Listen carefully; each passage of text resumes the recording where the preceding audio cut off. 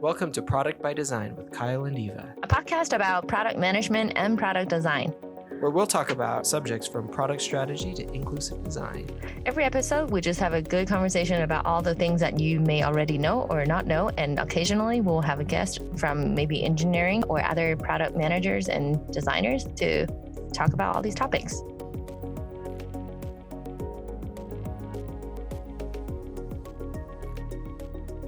All right, welcome back. Another episode of Product by Design with Kyle and Eva. I'm Kyle. How's it going, Eva? Great. Epidemic's still going on and we're still safe and negative. So that's good. As far as we know, right? By negative, I mean like corona negative, not emotionally negative. Yeah, that's where we are. We're emotionally positive, or we're trying to be. Yeah, I do feel like, again, this is something we talked about before where I am past the stir crazy stage of this where it's, oh, this is normal now. And start to wonder what happens once we get out of this and how it feels to see people. Like, are we going to have that triumphant moment where you see in movies once the war is over, you hug everyone in the office and just like, so good to see you guys, you know? Are we ever going to Are we ever going to hug people again? I feel like we're going to go back to anything like that, or is it going to be like forever socially distant where it's like it's over and like fist bump from a distance, like we're back in the office, but please stay away from me. Say hi to me 6 feet away from your desk, please. Or we just keep zooming each other from my desk at the office to your desk at the office. I mean that. I don't know. Yeah, are we gonna see each other in person again? We don't know. Oh yeah, I don't know if we're ever gonna see anybody. Hopefully, but we need to see some people. I at some point need to get a haircut. It's gonna kill me. I've been trying to convince my wife to cut my hair, and she's not having it. And I don't know. I feel like that's like one of the most minor problems to have, but I'm like, what am I gonna do? I need a haircut. And am I gonna cut my own hair? No. And I was trying to convince her to cut my hair, and so she started sending me videos of wives cutting their husbands' hairs and the disasters that it turned into. And I was like, well, I guess I'm just growing it out. That's my option. Okay, so I would also like to imagine that after this epidemic, everyone shows up at the office and we're like, who are you? I cannot see through your face with your five, Yeah. Yep. I'm dying. Like, Kyle, where's your face? I can't see your face because all the hair.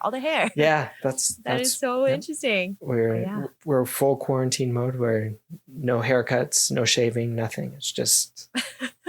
So, I mean, yes, I do acknowledge that being a problem. I'm not trying to one-up you, but Colby and I actually were like, do we still plan our wedding? What are we going to do? We're supposed to have our wedding in August. You can say it's far enough. Then at the same time, who is to say that we're going to be fine? Are we going to be in person by then? And we also keep seeing people on the internet having their wedding virtually. And we're like, do we just cancel catering? Do we do that? That's so fast. A virtual wedding. I hadn't really thought about that. That actually sounds so fascinating. People do that in Animal Crossing. It's so cute. And people, I've seen this video of this couple doing not a drive-by wedding. It's that they still have the officiant and the couple there, and all the guests are in their attire, but driving past, driving by and waving. It's actually really touching. It helps you to save a lot of money. You don't have to pay for catering. You don't have to pay for alcohol. You don't have to pay for anything for your guests. So you might actually be considering moving the wedding date forward just so that to make sure we skip those things. You know what? Let me write that down. It is not a bad idea. I mean, we want people, but I don't know. We're trying to figure out if we need to move it or not. All right. Well, that's a slightly larger problem than getting a haircut. I will concede, and one that I'm not envious of. So, how is Colby going to get a haircut for the wedding? Yeah, that's there you go. That is a double problem. What does that look like? I don't know. Yeah. Are you going to cut his hair, and what kind of disasters does that turn into? Oh, what do you mean disaster? I was going to tell you, like, if Colby asked me to cut his hair, I'm like, yeah, let's go. Nobody's going to see him for months anyways. Yeah. That was kind of what I was like. It'll grow out. It'll be fine. But everyone turns into Jared Leto after this epidemic. That's all that's going to happen. Yep. Anyways, Basically. do we get into it now? Yeah. Or should I- All right. Let's jump into it. Today, we're talking about product design. What is it? Why is it important? What is the difference between some of the disciplines within product design? And fortunately, we have got Eva here who is going to enlighten us with all things product design knowledge. So I'm so excited to have this episode because I think we're going to get into some awesome topics. And to kick it off, why don't we just start broad? Eva, why don't you tell us broadly, what is product design? This is where I think is I can give you one answer, and I'm sure someone else would have a different answer. But for me, it is something that involves creating the right user experience for what the business is trying to accomplish, and also helping product manager to kind of help craft that vision together of where you want the product to go. And so yeah, it kind of involves a lot, of course, the users, but then at the same time, business is a big part of this too.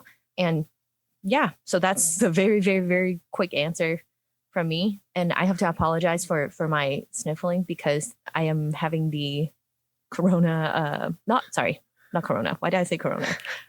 Allergy season, not corona. It's that time already, surprisingly, even though it decided to snow a little bit today. I guess with that definition in mind and kind of talking about design being part of the product development process with the business and everybody else involved, who is a product designer? Oh, who is a product designer? That is a very interesting question. So I guess ideally, in the most ideal UX world, we want everybody to have a hand in the product design process where everyone takes care of, the user experience, while let it be an engineer who is building a part of the product. We want everyone to be that advocate, to be that UX person, to be that, product designer. But who is a product designer? If you're asking what kind of like skills or what kind of, duties make up that person, I would say somebody who is able to kind of digest the user needs and also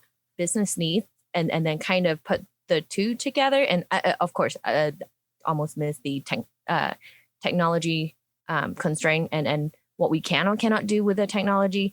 And all three of these angles then kind of combine them together and come up with a solution that can be feasible to execute for all three of these parties involved. Then I would say that person is the product designer. So would you say then, and this, maybe I'm just trying to stir the pot a little bit, that everybody is or should be a designer? Oh, I see where you're getting at. So I have a very immediate gut answer to this is yes and no.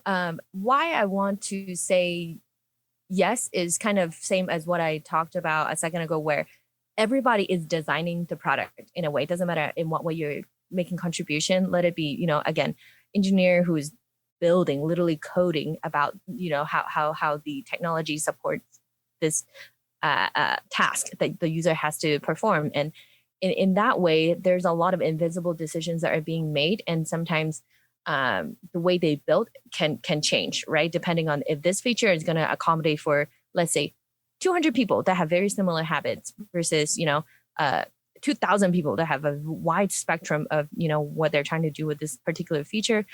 And I know that a lot of these are going to be informed by the designer, but then knowing these background information, helps the engineer to kind of make those decisions to design, again, this part of the very invisible part of the product to be accommodating for all kinds of users. So in that way, I would say yes. And I feel like, of course, product manager and product owners, of course, they are required to take in what the users need and make sure users are happy with what we're building, what we're putting out. And so with the reason why I also said no, why everyone should be a designer is because there are just so much to unpack within this one, is that if you have the right attitude going into it, knowing what product design is about, I think if you fall into that category, then it's a yes. But if you don't have the right idea of what product design is, I think some people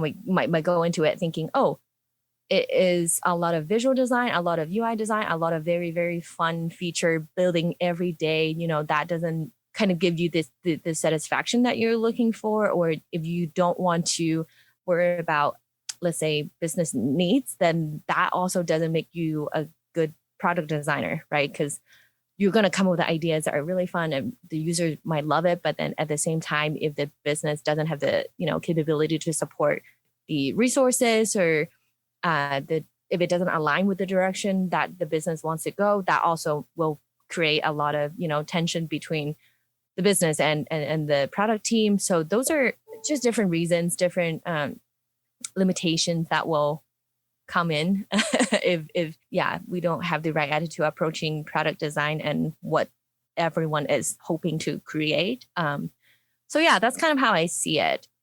And with that said too, I want to add to this is a question that I've heard often too. I don't know if this is something that you're thinking too, is a lot of people want to know, oh, I don't have a design background. Can I go into product design? Can I go into UX? And throughout this episode, I'm going to kind of bring in a lot of like the UX people, UX person, that role, because I do think that the title matters, but then I think probably very relatable for a lot of UX people that are listening to this too, where it's not all just on the visual side. And as a product designer, for sure, we have to take care of, again, the user experience. And that involves, doing user research and a lot of tasks that are not literally me sitting in front of my computer working on visual design. So that kind of brings me back to literally 10 seconds ago when I brought up. Yeah. So people ask if they are supposed to be a designer going into this realm. I would say, no, you do not have to be, you have been a designer for 10 years. Oh, you will definitely become a successful product designer. That is not a sure thing. And same for people that don't have any design experience. And it might just be that UI can come in very natural for you, because product design is taking in a lot of these problems and coming up with the solution to fulfill all these requirements. And that, to me, is not, strictly visual thing that someone, let's say, have design experience or background will definitely 100% be able to solve, and versus you not having that background will not be able to. Where I don't want to make it sound like you don't need to do any UI, but that is still part of the job. But if you're on a team that has, dedicated UI resources and you want to go in to product design or UX design, like that would definitely make it easier if you don't have the background and they already have the resources to execute on the, UI portion of it. So yeah, that's what I think. Awesome. Well, gosh, there's a lot that I know I want to unpack there. One thing you said that I absolutely love is everyone is designing the product. And I think that's so important, is because literally everybody in a product development team is in some way designing the product, and making sure that we remember that, because, the things that we do and the decisions that we make are part of that process. But then to your other point, that, having the right design mindset is something that is really a skill that is developed, and why we have a specific role for it. So I guess some follow-up questions to what you said. Maybe we can talk a little bit about some of the differences between some of the roles that you brought up. First off, there's some different titles out there, and we're using product designer on our team. And here, in our discussion, the difference between a product designer and a UX designer, what do you see as the difference there? And is there a difference? Okay, so you asked about the difference between product designer and UX designer, right? And along with the whole bucket of titles that we see nowadays, there really are so many. And this is interesting. Last week, I actually just responded to an email about someone who's trying to get into UI UX, and they're asking like, what is it? And really, what is this job? And I then started thinking, yeah, what is it? And there is not just like UX designer, product designer. I'm sure everyone has heard of UI UX designer put together. And I just a minute ago mentioned UI designer, and also I'm sure you have seen UX architect, and there are just so many different variations of just different combination of the duties, really. That's kind of how I interpret it. And I do want to put out a disclaimer that everything I say in this episode definitely specific to my own experience, and please don't sue me if I say anything that it's not something that Google shows you. So just want to make that clear. And so yeah, in particular to product designer and UX designer, from again my own experience is that with the three angles that I mentioned at the beginning, where UX designer probably has a lot more focus on one of the three that I mentioned, being the user requirements portion of it, and understanding very deeply what the users are looking for, how we can fulfill that need, and how they can perform this task using our products. So there's a lot more, research and interviews and all that going on with the users. And so I would say that, yeah, UX designer, I think that title comes with a much more focused, much more dedicated role to take care of the user. Not that, again, I keep having to say, like, not that we don't do this or not that they don't do this thing, but it really depends on the team, what the team needs and where the company is at and what they're ready to handle, because it really does take a certain team size or maturity within design, within product management of that company to accommodate for having these very, very dedicated resources, right? So I would say that's also probably why we see more of, let's say, a combination of the UI UX designer being the most common that we see, because we do, expect that role to produce the interface design and also, do some of that research and understanding what the users need, right? Versus, if you go to Amazon, I'm sure they have 30 people that are just doing very dedicated to quantitative, user research or, UX research. And I actually know somebody that works at Adobe in their qualitative research department. And I asked them one time, like, oh, little did I know that they have 1 million people, working there, right? And thinking, like, how do you guys split those up? And he did say, yeah, his own team of qualitative researchers, it's like double digit, where of course, like, smaller companies, I mean, by smaller, I mean anything smaller than Adobe, I'm guessing.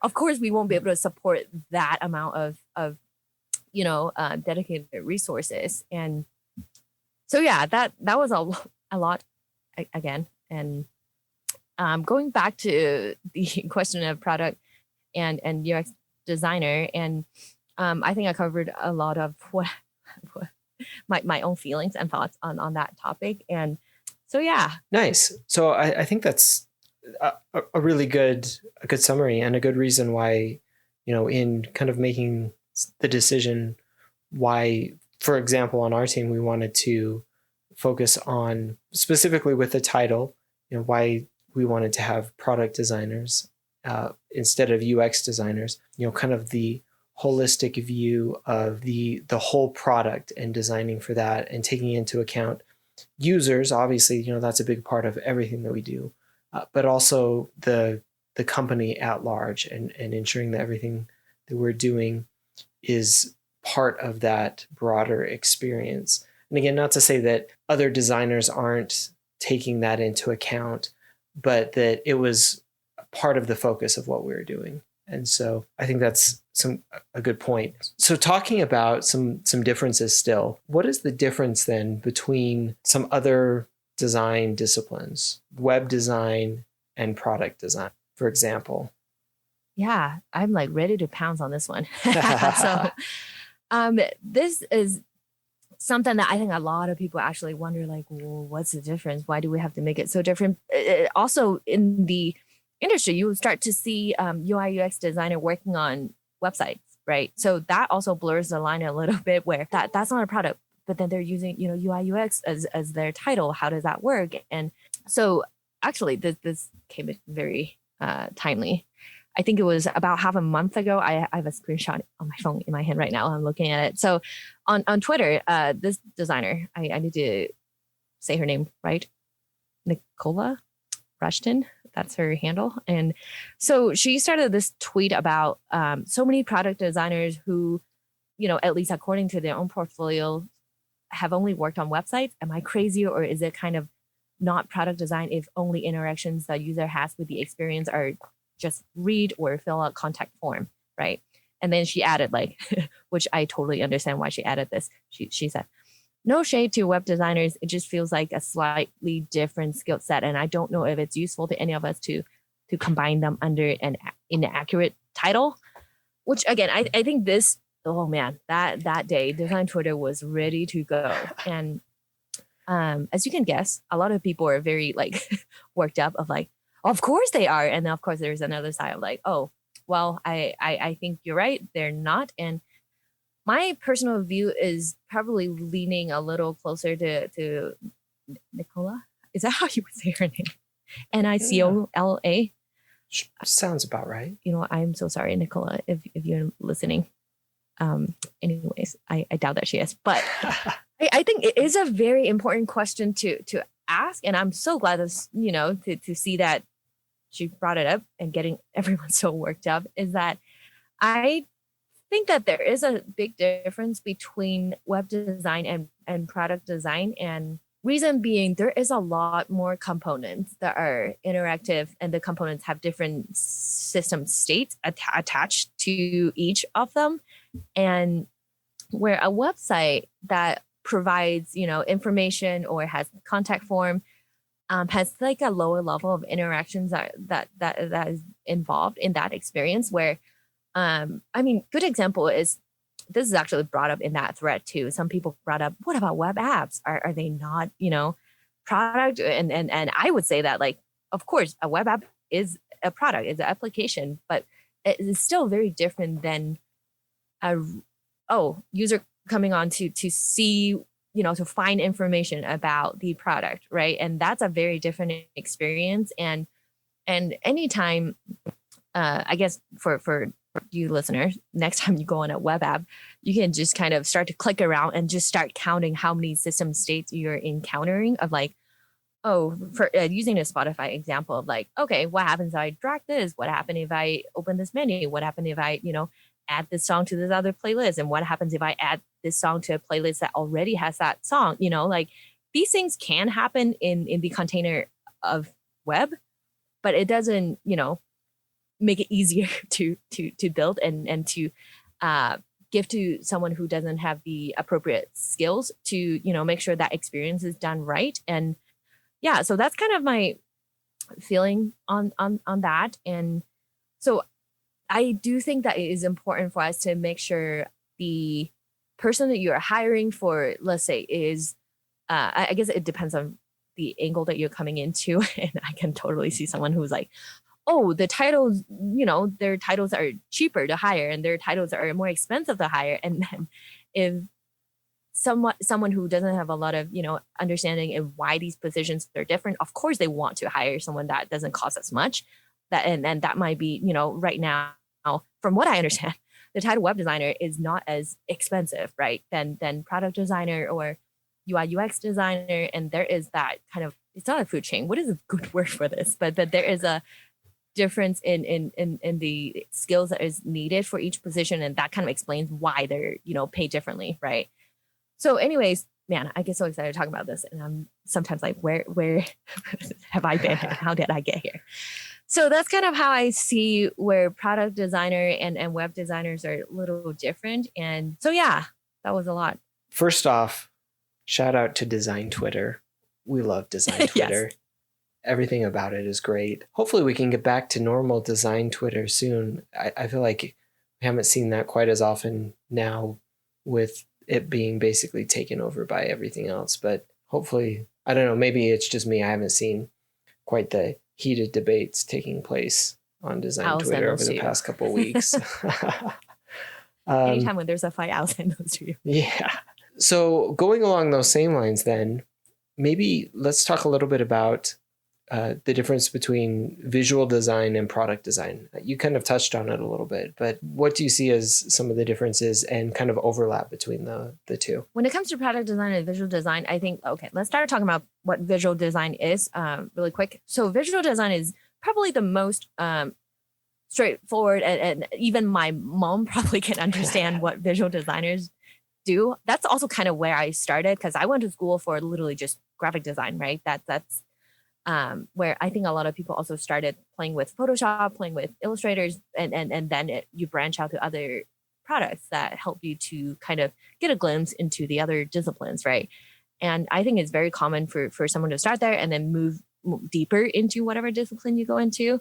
So when it comes to visual design, I think it's very important skill set, because it, again, from my experience, is that when I learn all the things about typography, about spacing, about visual hierarchy, and those are things that are that matters in your product, right, on the interface. And those are things that I, till this day, I'm like, yeah, I'm still dealing with typography style. I'm still touching the subject of spacing. How do we want to make sure this grouping makes sense and space everything out in a way that give the visual indication of these are different than this other group of information. So I 100% think that visual designers can have a fast path to go into interface design. Again, that being a part of very important of what I produce, which is interface. And so yeah, but then with that said, again, if we're talking about giving visual designers more of the skills of how do you do user research, and how do you do a survey, and those different kind of knowledge on the UX side of things, I feel like they can also become very good UI UX designers, or product designers, if they're ready to take on that the business needs. And where I do think that out of the three, business needs being there's a lot that's out of your control within the business needs realm of things. I do think so. Yeah, and so yeah, I do think that visual designers can translate a lot of the skills to become successful in the realm of product design. But it just takes a lot more stuff that might sound tedious, or that's also why I keep saying that, okay, these are the skills that is needed for this particular job, and then these are the skills that is needed for the other job. And it really depends on what you're interested in. And a lot of people, I would say, if you're a designer and happens to be very, very empathetic to people in general or users, that there's a good chance that you might be interested in UX, right? Because that is purely getting into someone else's head and be like, why do you do this? Or why do you like this? Right. And for someone who's not empathetic, it might be a little harder to tell them, hey, you please care about this. Right. And that idea applies to not just designers, but I'm sure we all have worked with people that just don't really see why we need to care about users. And then those are the moments where you're like, I don't know how to help this person to care about this. So that's kind of where that comes from. And with that said too, I also want to bring in another point that I made earlier is when it comes to technical requirements, and that might sound intimidating for someone who has more of a strict, visual design background, because a lot of the time it depends on the product that you work on. And sometimes, in my own experience, when I have to, let's say, touch anything that has integration externally, or however the integration happens, I personally had, volunteered myself to be like, okay, I'll read this API document to kind of understand the system requirements. And that is something that is, I would say, not written in a product designer's job description to make sure you read the API document. But it does help me to understand a lot better what I need to design for, and just the shape and size of the problem that I'm taking in. But again, that is not required. And there are oftentimes a lot of people on your team that can give you that knowledge instead of you having to do it. But as long as you as a product designer can understand the technical requirements on the conceptual level, I think that you're good to go. I think that's really interesting. And something that probably isn't considered a lot in design in general is just how technical you need to be as a designer, and at what level you need to be able to understand and communicate that. And to some extent, it probably depends on your role in your team, but being able to have those conversations and understand a certain level of the technical documents and the technical requirements so that you can be able to work with the team and design for that is really important in product design. And that goes beyond just the visual design like you were talking about. It's a lot more than creating something that looks pretty on a screen. It's about actually understanding the underlying use of it and how do we kind of create that experience. And so that's something that can be really intimidating, but is probably really, really important when you get down to, some of the skills of a product designer. So let me ask you that question. We've talked about some of the differences between some of the different titles, web design and visual design and UX design.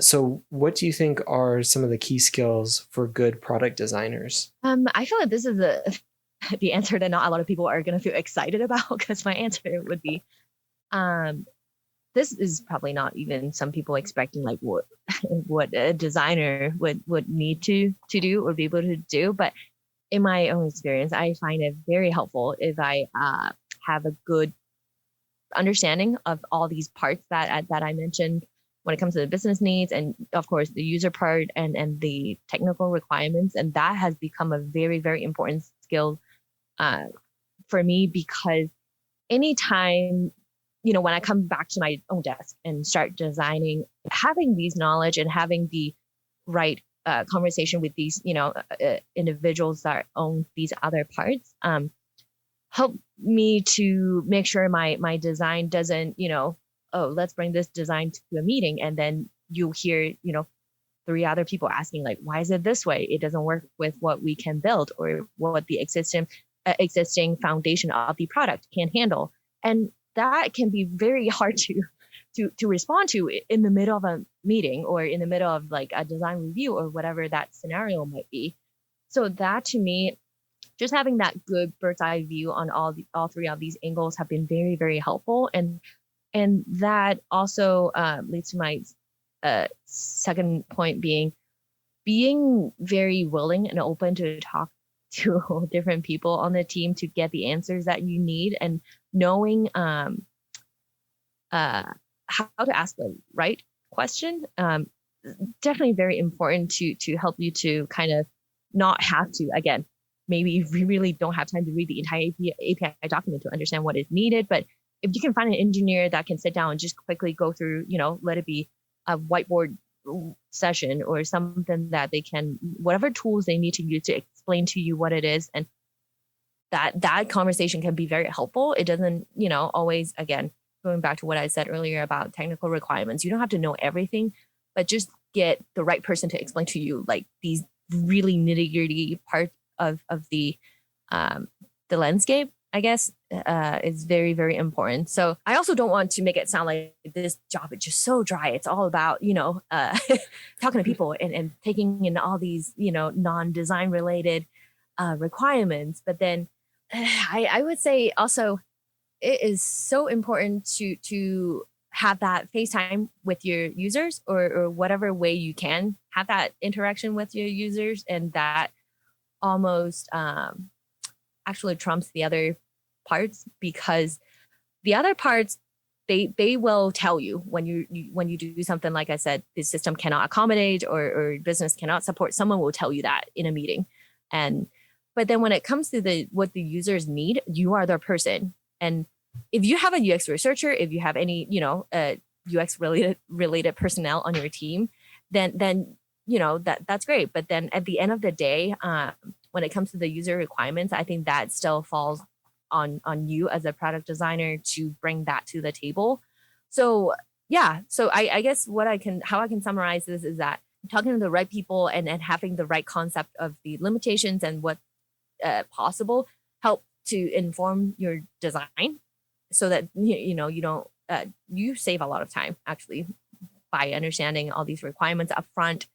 And also helps you to have the right conversation with people and helps you to make the right decision within the design and know that, oh, this part will be really easy to implement because of XYZ, right? But again, when it comes to the user requirements, there's no other people that the rest of your team will look to, but you to say, okay, I can tell you what's feasible with the tech, but you need to be able to tell me what do the users want, or how can we help them to prevent errors on this page, or what is their habits. And those are things that we definitely, as product designers, need to be able to bring to the table, and also be able to explain to other team members in a way that again, why it is important to take care of the users, right? So that was a lot, but hopefully that gives you the answer you're looking for. Nice. So let me ask you, how would somebody go about getting into product design if they had a role in one of these other fields, say visual design or web design, and wanted to move into more of a product design type role? Yeah, so there's a lot to unpack here too. So if you're practicing in any of the adjacent design fields, being let's say web design or UI UX design, which it's basically my next door neighbor, I would call them. And so those are, I think already you have a lot of insight into what it means to build something that works, within the technology constraint and business constraint, all these things. So I would say that just there's also so much available materials online for free, or if you have the dollars to pay for those things too, if you can, focus on acquiring. This is a word I have a hard time with. Getting some studying down for the user research or user requirements, what that really looks like, and get yourself trained up on areas. I think will really, really help you to when you do want to apply for a job that has, product design in the title, like you want to be able to talk about, yes, they can see it on your resume, right? Like that you don't have the exact experience, but you want to show that you're proactive about learning these things and how you think you can, practice, and how that would bring value to the company, right? But I also want to bring up that a lot of people nowadays, this is not a foreign idea to anybody now. I think anyone who has access to the internet, you have seen those advertising from any of the boot camp for development, for, they most of the time have a UX program. And I mean, just for example, like General Assembly, and here in Utah, we have Dev Point Lab and Dev Mountain and there's a lot of Dev something boot camps around. And those are programs that I would say, if you already have a very good understanding in some design skills, let's say if you're a visual designer, who understands typography, you have a good foundation on hierarchy, on spacing, and just some sort of solid design experience. And I would say those programs will give you more specific to what you need. Like they're never going to give you everything that you will need, in order to perform at your job as, a good product designer. Because I mean, at 12-week programs, they can point you to the right direction, I really think. But they're not going to be able to give you the full scale of what you can get, even compared to an internship, because a lot of the times you don't get to finish a project, from beginning to end with all these real life scenarios involved in the program. For example, like I know we talked about this last time in our last episode of what's your favorite meeting, right? Like, and it's such a different feeling when you fake a meeting and be like, hey student, this is what you will see in a business meeting, versus us going to talk to whoever it is in the meeting and say, this is how we want to design, will this fulfill the requirements? Like that is a very real scenario that I don't know how the simulation will help. So you get the idea. It's just that there is a lot that they can help you with, but there's also a lot that I think people need to be realistic of what they can and cannot give you. And I want to use this example, and we'll not mention this person's name. And so just this person that I went to school with, right? So you kind of see what they're up to. And I saw that, this person went through one of the UX programs and now, this person's working in the UX field, which I'm like, yay, one more person, one more UX advocate, right? I love that. But then at the same time, when you look at the portfolio, I know I'm just using this one person as an example. I know there are people that are naturally good at interface. Okay. So please don't sue me. But I think I do notice just this person plus, other people that I know have gone to boot camp. They don't have as a solid of when it comes to the execution. If that makes sense. I think that really does come in through time practicing in the field, that you will see, oh, okay, you can see that this person's sense of spacing is not quite the same as someone, let's say, who has been practicing or went to school for, full years. It really is just time. But again, I don't want to take it away from people who are naturally good at it, because I have seen people that has an MBA and then they have to whip up a presentation and all of a sudden it's like, wow, it looks better than some people I went to school with. Like what's happening there? So there is that too. But I would say, yeah, unless you know that you already have the, I guess, what is that called? Bluetooth? Is that a word? The right idea of what you're getting. I would really look at those programs very carefully and not expect too much out of it. Just be careful with that choice. But and I really think that the best thing you can do, really, designers love talking to people. If you want to find anybody in your local community and say, hey, I know you work at this place and I want to get into, product design. Do you mind if I come shadow you or come ask you about questions and stuff? And I would say 99% of the time, that person, if they're not busy, they're going to be like, yeah, come on over.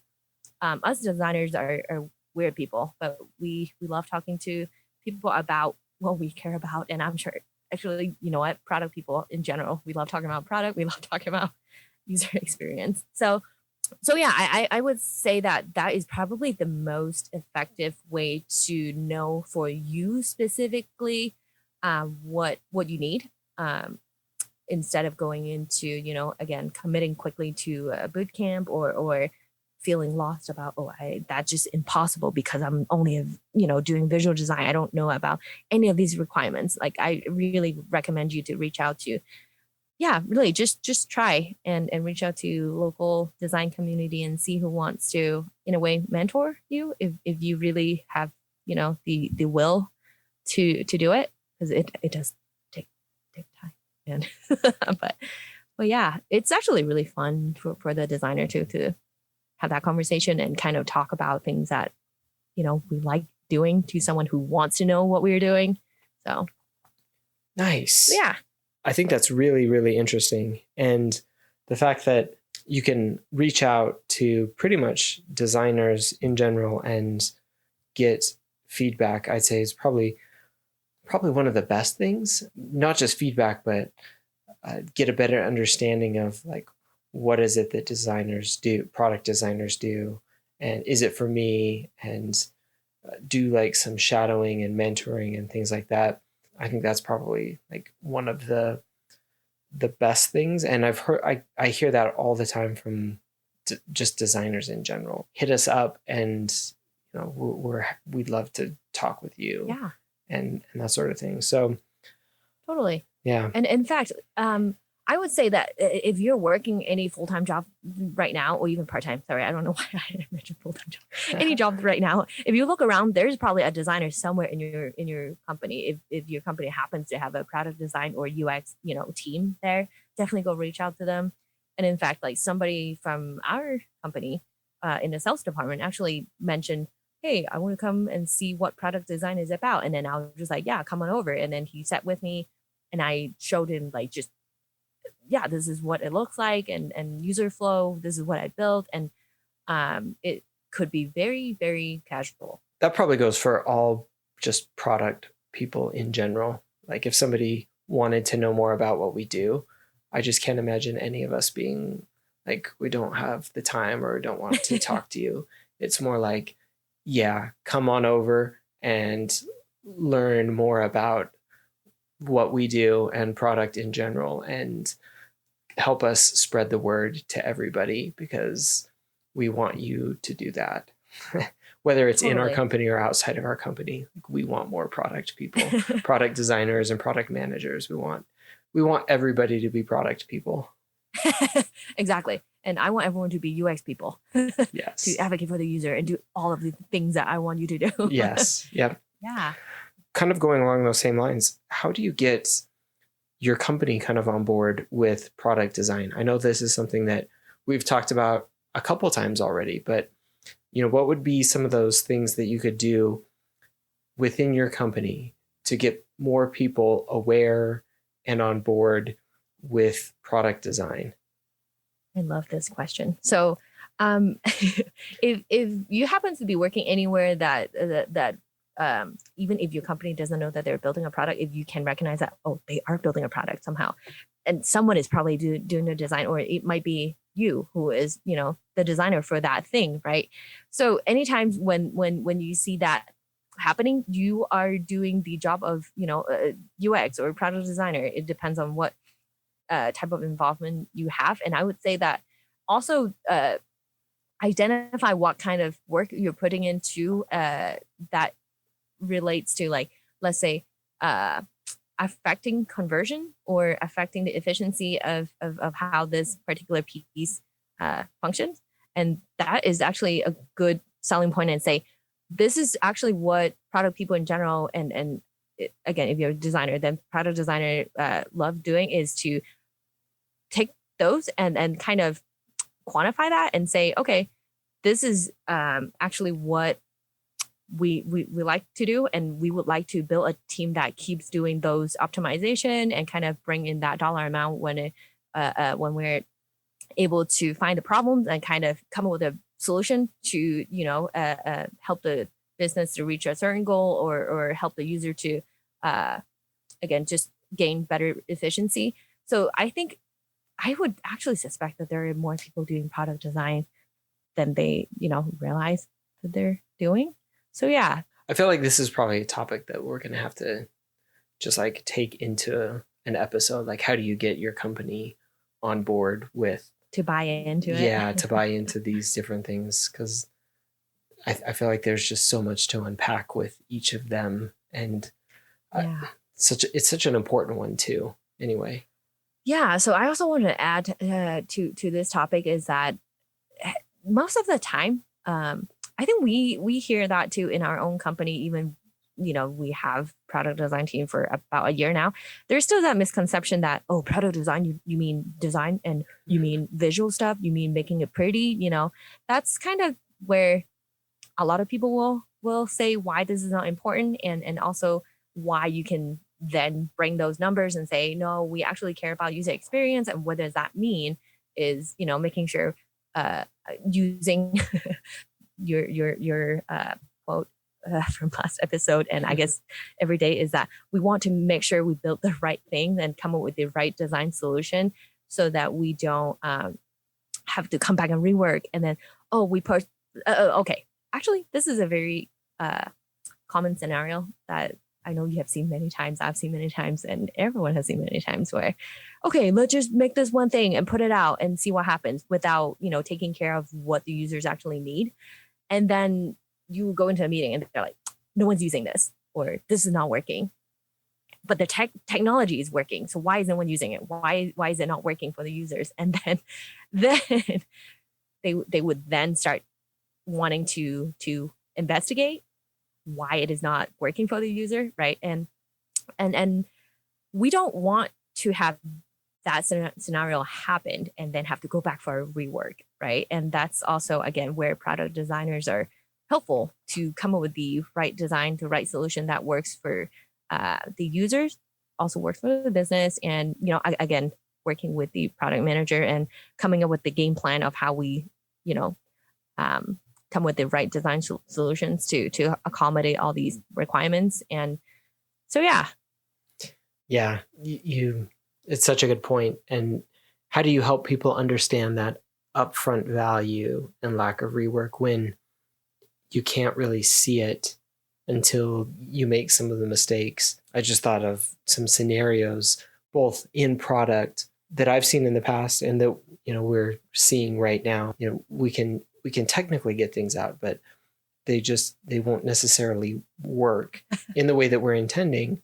Yes. And it's kind of one of those things that you don't get the credit for doing the right thing preemptively, because you can't see both of those timelines happen simultaneously, where you do the wrong thing and the right thing and see which of those things work. And so how do we help everybody understand that doing it right is ultimately going to be a much better experience for everybody versus, getting something out there that just doesn't work and doesn't do what the user expects or what the business expects.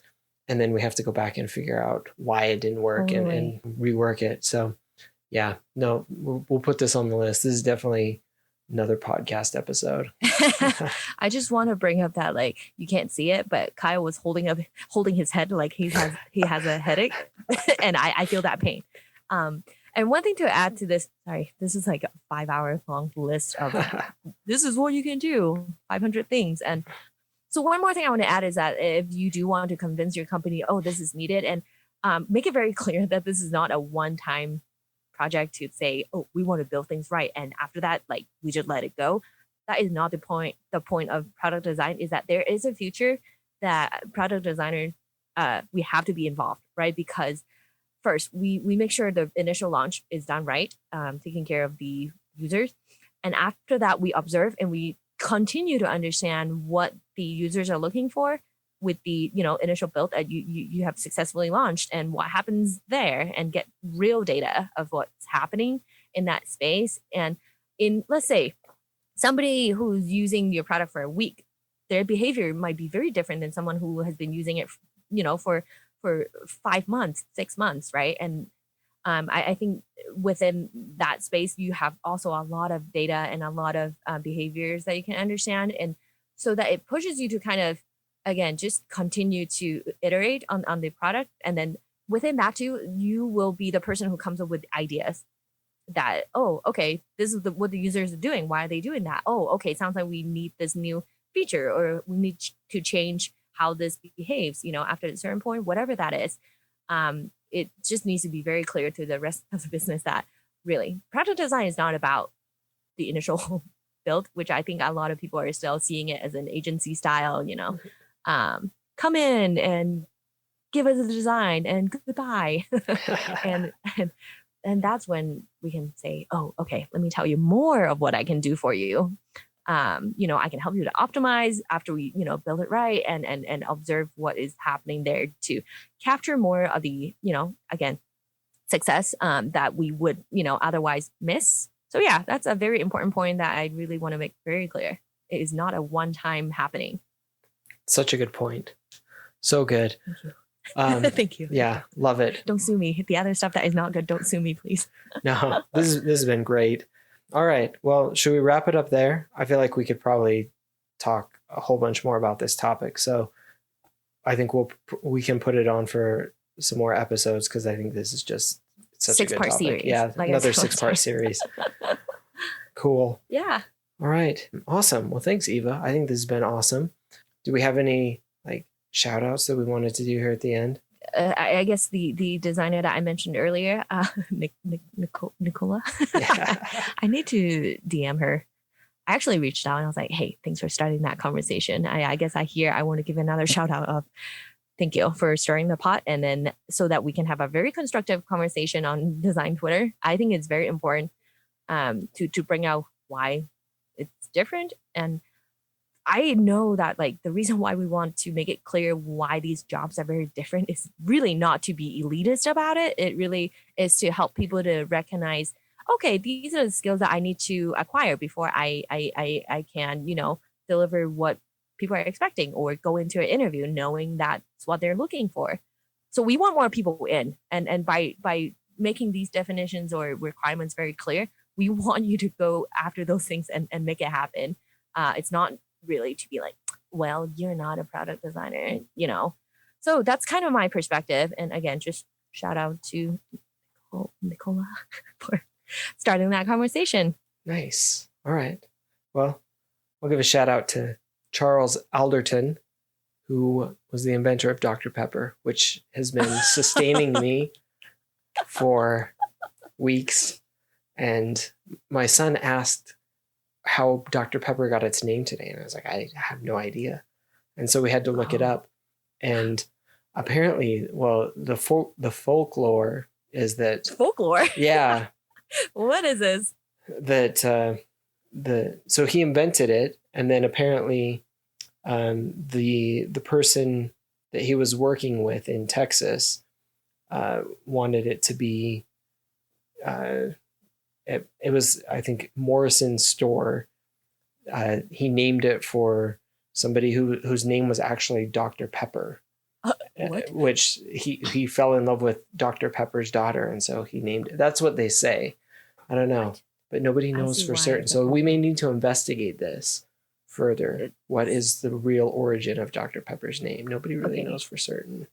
Nowhere near how cool Triscuit, story is. So. Yeah, it could be. Maybe if we can get to the bottom of it. But anyway, yeah, that's Charles Alderton, the inventor of it, in like 1885 or something like that. But I was expecting someone who has like a hand in like product management or design. When you said Dr. Pepper, I was like, oh, yeah, even more important.